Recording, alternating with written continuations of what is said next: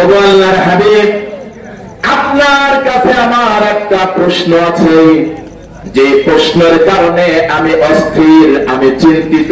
প্রশ্নটা আমাকে স্থির হতে দেয় না, আমার ঘুম আসে না।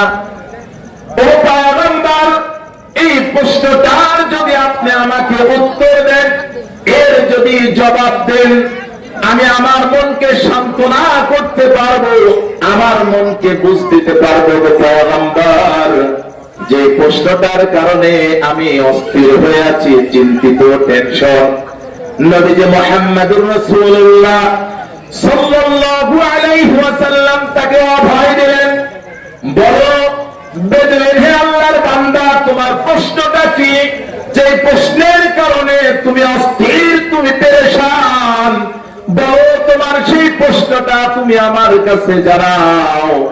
এবার বেদুইন বলতেছে, ওগো পয়গম্বর, ওগো আল্লাহর হাবিব, আমি আপনার কাছে জানতে চাই, আল্লাহ রাব্বুল আলামিনের কাছে কি সৌন্দর্যের দাম বেশি? আল্লাহ রাব্বুল আলামিনের কাছে কি যোগ্যতার দাম বেশি?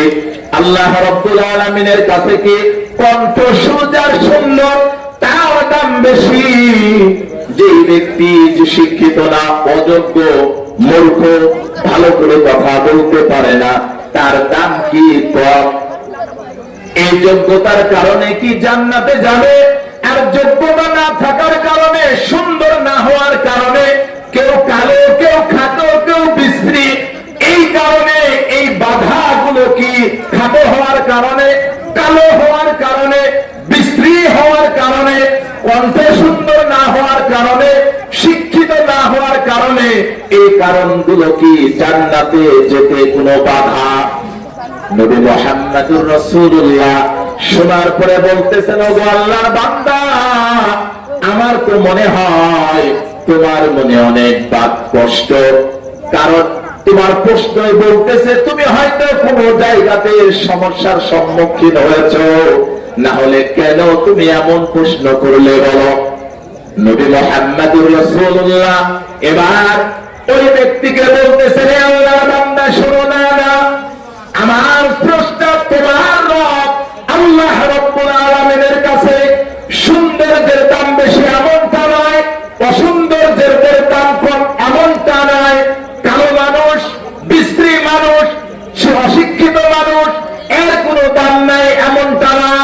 আমার তোমার রব যিনি আসমান জমিনের মালিক, যিনি, ওই রবের কাছে দাম হলো ইন্না আকরামাকুম ইনদাল্লাহি আতকাকুম, তোমাদের মাঝে, আমাদের মাঝে, বান্দাদের মাঝে যার তাকওয়া আছে, যার আল্লাহ ভীরু আছে, আল্লাহর ভয় যার আছে, সে অসুন্দর হোক, কালো হোক, সে চাকর হোক, সে মুসি হোক, যত নিম্নমানের ব্যক্তি হোক না কেন, সে হলো আল্লাহ রাব্বুল আলামিনের